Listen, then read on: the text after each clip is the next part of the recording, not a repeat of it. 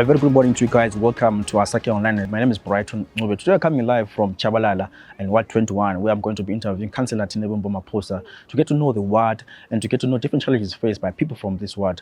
I know there's different issues that are affecting people across Bulawayo, issue of water, issue of sewer, but today I want to zero in and focus on Ward 29 here and proffer solutions from the councillor there, Councillor Maphosa in this ward. Councillor, good morning. Welcome to the show.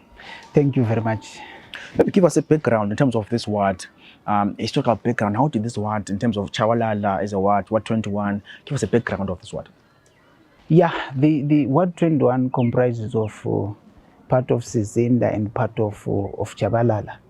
You know, the delimitation came and we were separated, so it now comprises of part of Sizinda and part of Chabalala.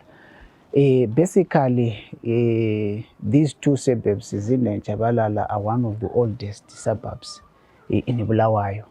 Sizinda and Chabalala basically were built to accommodate the workers for the National Railways of Zimbabwe. So that's how it came about, these two locations. I think they were built in the 1950s, if I'm not mistaken, and it housed the people from the railways, from the National Railways of Zimbabwe, and many of them were from Zambia, from Malawi, and Mozambique.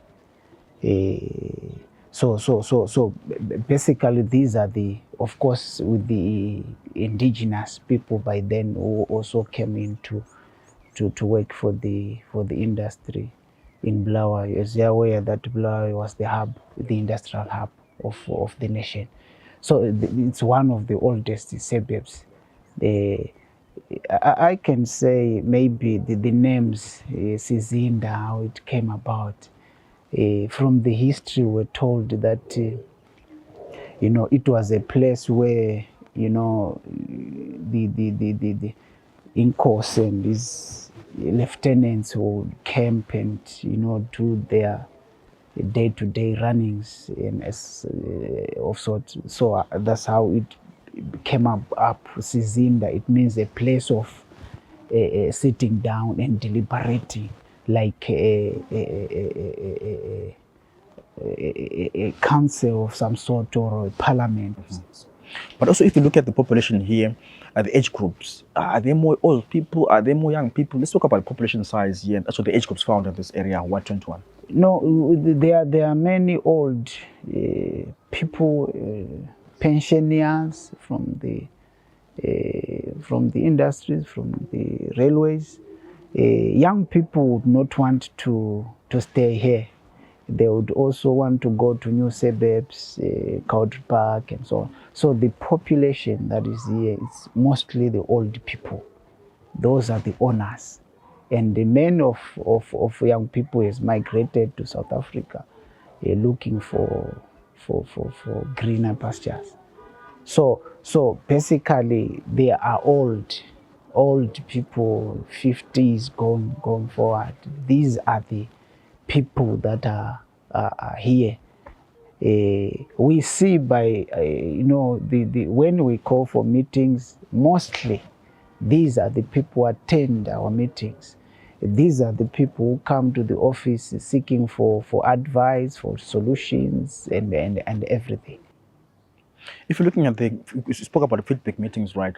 Whereby you call meetings to give feedback to the residents. What are they saying? What are the concerns? What are the key concerns that are they raising in these meetings? The key concerns as of now, it's water. There are water challenges. There are some places, especially in Sizinda, in Taben, Bawa, Imafletsin, amanzi kawafiki in those areas. So it's really a challenge where they can go for 2 months, 3 months without even water coming out of their taps. So would then supplement, would then come with the bowsers in those areas to try to cushion them. So basically that's what we are doing as of now.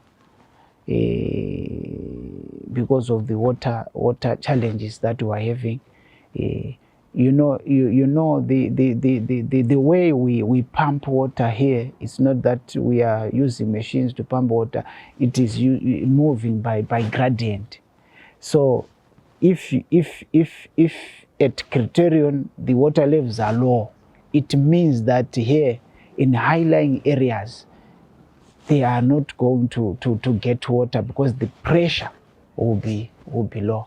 So that is the challenge that I can say the residents are facing as of now. And the other challenge is the sewer challenge.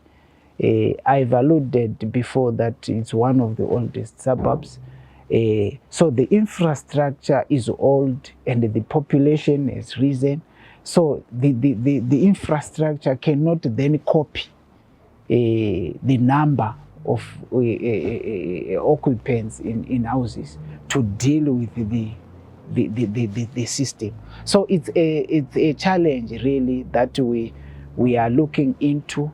And let me quick to say the council has since contracted companies to deal especially with the water spots so that they are able to cushion.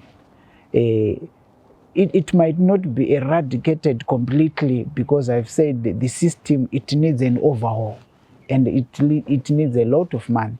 But however, I'm very positive that in the meantime, dealing with some hotspots will just reduce the best and so on and so forth. So that going forward, finance is permitting, we start then looking in trying to revamp the system so that we can actually have a perfect system going forward. Let me paint a picture to us in terms of Ward 21. You spoke about Sizinda Power, Sizinda Interventions. Let me paint a picture to us, the areas, the stretching. Which areas can you mention that are part of Ward 21 in terms of boundaries and limitations? Okay, let me start by, before it delimitation, it was the whole of Sizinda, stretching from Pomula Bar, coming from CSC into Sizinda, stretching to Emma Fletsin, before the railway line going into Dave's Granite. Then it stretches up to Espalen. Then it connects with the Masie Pambili up to Nketa Drive Robots. Then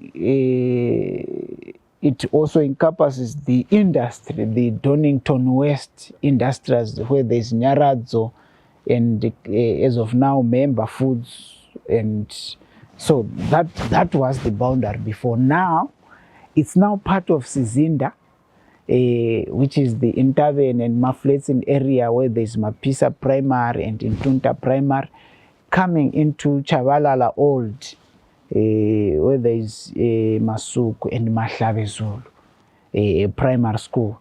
Chabalala Extension now belongs to the other ward. So it's now quite a very small area compared to last time. I think they considered the number of registered voters and so on and so forth. But in terms of geographical space, it's now very, very small. Mm-hmm. Speaking of schools, they mentioned just many schools there. Earlier on, touch on the issue of infrastructure. Say the infrastructure is now old, but the population has grown. There hasn't been any new infrastructure. Let's speak about the schools now. How many schools do we have? Primary schools, are they enough again for the population? Yeah, we have four primary schools and one. We have one secondary school that is in Hlati, just across here. Then we have Mahlavezulu in Tunta Masuku and Mapisa. They are not really coping because the population has gone. But however, we have some private schools that are coming up. We have Footprints, that is in Chabalala Extension, is a private school, a primary school. We believe that it will make sure that there is quite a help in terms of abantwana, you know, that kind of a thing. Is he aware of it? If maybe a teacher can have a load of 50 to 60, it might be too much for him, but a smaller number might be able to deal with that in a way that a child may be able to understand, and also the teacher may be able to execute well in terms of how he manages abantwana. I want to touch on the issue that people come to your office sometimes asking for help and assistance and so on. And also this ward being one of the wards with old people. What are the concerns? What are they saying when they're coming to you? What are some form of assistance do they want from the councillor? One of the issues that is troubling them now is the issue of the change of ownership thing. Maybe the husband is passed away and the wife has remained, and the law says you need to change to the next person. So they're saying it is very expensive to do that kind of a process, considering that they are not working and they are not being paid well as ama pensioners. So that is an issue that is topical now in the current situation. Last Saturday I had a meeting at the hall trying to zero in on that area, and we've invited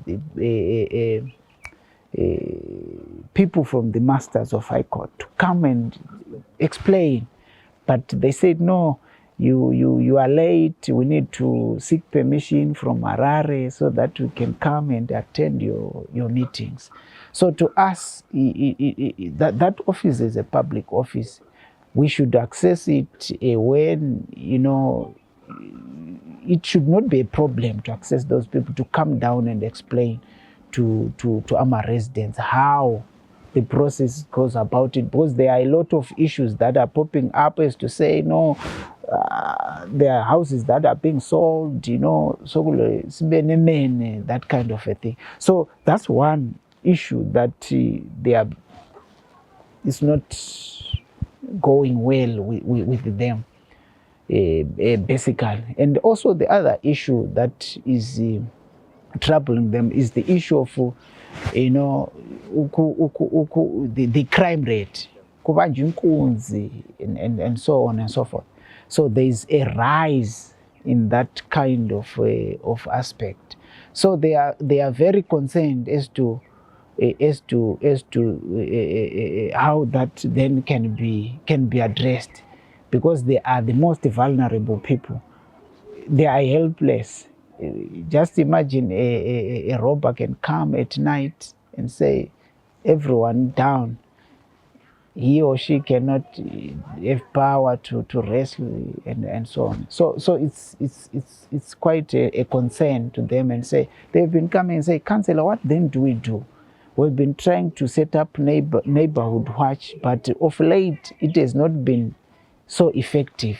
So we're saying, no, we want to come again and sit down as stakeholders and see how best then can we address that kind of an issue in terms of coming up with a neighborhood that is effective, that can also get some remuneration, and it all depends on the residents, how will they take that on board in terms of remunerating the volunteers. At the same time, they are crying and saying, no, we don't have employment, our NASA thing is not paying us well. So it's quite difficult to actually maneuver in that area. But however, we're not going to sit down. There are others who have been saying, no, can we then contact our diaspora people who can chip in, and some companies trying to help in that regard. So we are yet to meet and try to deliberate along those lines so that we deal with that kind. But also, Councillor, in terms of your lighting in this ward, are there tower lights? How many tower lights are there? Are they working? And also in terms of the roads, are the roads proper in this ward? Yeah, in terms of lighting, yeah, we have tower lights here, and most of them are working, but some are not because of theft. There are others, especially in Sizinda, the cables have been stolen, and in some instances, the council has not come yet to fix lights among. But basically, we've been trying to make sure that lighting is there. But however, it's not enough. And these are some of the issues that has been raised, as to say, how then can we go about it? As you're aware, this time everything is going solar, and they were proposing, let's have solar street lights. There are some in some streets. There are poles that belong to ZTEL one or so. They're saying, if it's possible, we can use those. Then we put solar lights there. We can contribute. We can, whatever form will come about in terms of raising those finances. Then we put solar lights in our streets. These are some of the views that the residents has been coming about, and say, no, we are going to look into it and see how best can we go about it. It will also help them as AMA residents in terms of making sure that their place is safe. On roads, I can say they are not so good. We need to work on some, but other roads, they are okay. But basically, I can say 60% of the roads are okay. 40% it needs really attention. And of late, council has been saying, no, we don't have staff, manpower to deal adequately, effectively on some of the roads. And what we have been doing is to request gravel, so that as our residents who can fill in some potholes, waiting for a comprehensive rehabilitation of roads. That, I believe, is on table. It's coming. Let's focus on one of the issues that are affecting young people across Bulawayo, the issue of alcohol and drug abuse. You know, there are many young people that are now using these drugs and so on. How are you dealing with this thing in terms of your ward? Do you have any cases of that happening in this ward? Yeah, it's actually a very critical issue. It's an issue that has affected the ward. There are actually many deaths that has been attributed to drug abuses. And we have a Sizinda action group that is working well in terms of awareness programs. We have, I think, this year we had around 3 programs spearheaded by Sizinda Action Group and other community groups in terms of drug and abuse awareness in the ward. The latest one was done at Chicken Corner, where the Minister of State came and graced the occasion. So it's an issue that we are taking seriously, and even in our community working groups, we are trying by all means to involve young people, so that we take them out of bridges, so that they have something to do. So those are some of the issues. Those are some of the programs that we are zeroing in to make sure to deal with drugs abuse. In this ward, we have 2 youth centers. We have Inglove and Sizinda Youth Center. So we are encouraging time and again young people to go and join youth vocational training centers. And we have Kaya Arts, led by Ufuture. They are at the arena there. If you go when they practice weekends, young people they are going there, and it's very encouraging. and he is doing well. He's encouraging them to come, and I'm happy we are moving in the same direction.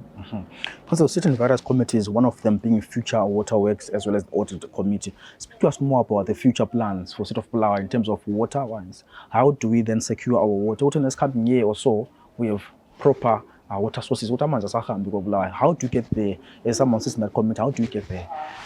Yeah, there's been serious discussions around the water crisis, and vis-a-vis even the billing issues, because it deals is of the same area. And others were saying to actually end this issue of water and is to seriously lobby government, because this issue has been talked about, I think, from time immemorial. There was Arnold Payne, that guy who pushed a wheelbarrow trying to go. It's not the first. It's an issue that we need to deal with, but it needs then government involvement so that we deal with this issue once and for all.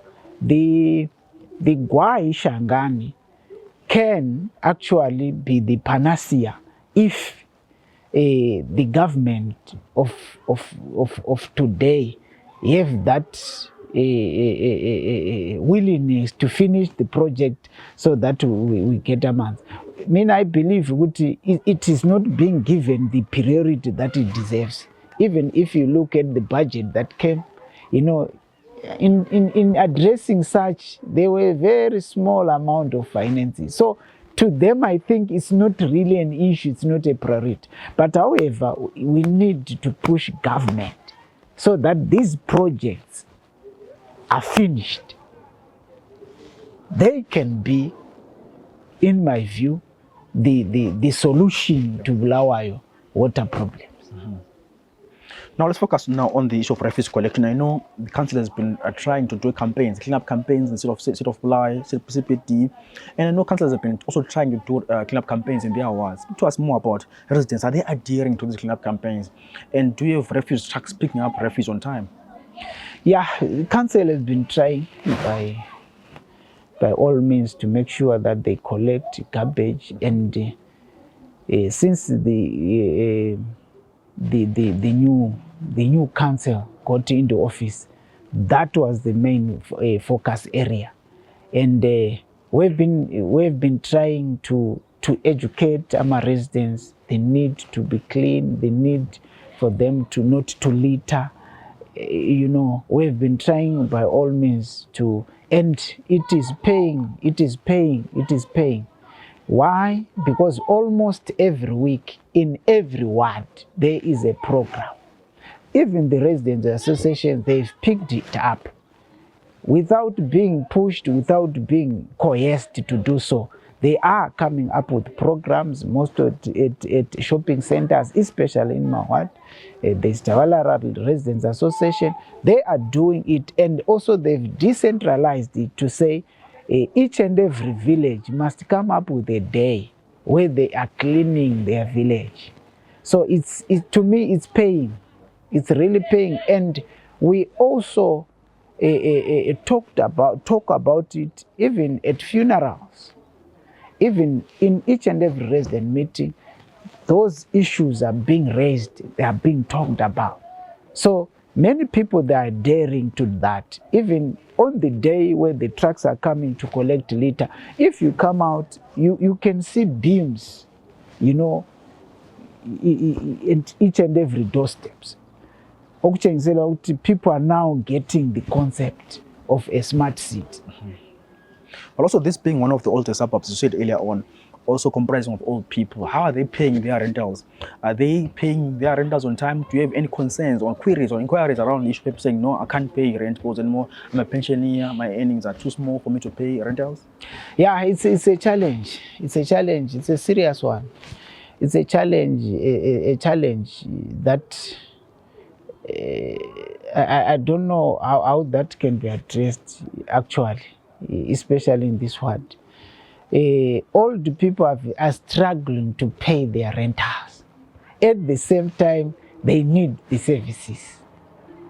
So to actually balance this now, it's really a problem, because a 70 or a 90-year-old lady will come and say, no, councillor, look, this is what I'm getting from NASA.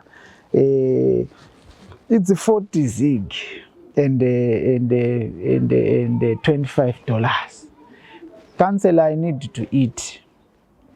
City council need its money. I need to buy Zesa there. Then I'm left with nothing. Tell me, let's do the budget together. What then should I do, councillor? So it's really a serious concern. At the same time, the city needs to move forward. It needs money. And we have people who are not earning anything. They need water to drink. They tell you water is a right. And actually, it's a right. So it's quite a difficult situation to actually deal it. But however, we then encourage them to say, whatever you have, make sure that you go and pay to council, so that you get those services that you so much desire. But to tell you the truth, it's a challenge, really. It's a serious challenge that even if we talk about word retention, you find out that it will be a very small amount that does not do much in terms of saying, no, let's do this project, let's zero in on this, because it will be very, very, very, very leak. So it's a challenge. My brother, I don't want to lie to you, it's a serious challenge that we are having in this ward. Councillor, lastly, as we close off the show this morning, what are some of the great places that I can visit to in Chabalala here, Sisinda? Where can I go and visit? How can you put tourism in this place? What attracts visitors to your area in Ward 2021? Yeah, here we have Sisinda grounds, the home of our football here, where the likes of Jimmy Piri played, the likes of Highlanders legends, Obebe played. It's our center of our attraction, and we have also Mkokeli Dube, the former Highlanders player. He now owns a club called Zebra Revolution. It's like our home ground, where these legends would meet and play social. Whereas Elson Piri was played for Dynamos. So it's our place where we go and mingle with these legends in terms of sport. So we actually zeroing in on that place to say, if we can spruce it up so that we have teams that are even Division 1 and subsequently into Premier to come and play at the Sisinda grounds. We'll be very much grateful, and we are constantly looking into that area, so that it becomes a stadium, because everything's there. There is water, there are dressing rooms there. What is needed there is to put a grandstand and also spruce up the area so it looks nice. Councillor, thanks so much for your time this morning. Thank you very much. We're coming live from Chabalala here in Ward 21, where I was interviewing Councillor Tinevimbo Maphosa. They're speaking mostly about the issue of water crisis affecting this ward and how they can work together to sustain and also develop this ward. I hope you guys enjoyed the show, and please pass your feedback to us. We value your feedback, and to follow us on all platforms: Twitter, Facebook, TikTok, YouTube. We are there to give you stories as sight. From myself, Brighton Ncube, it's been lovely coming from Chabalala in Ward 21 this morning.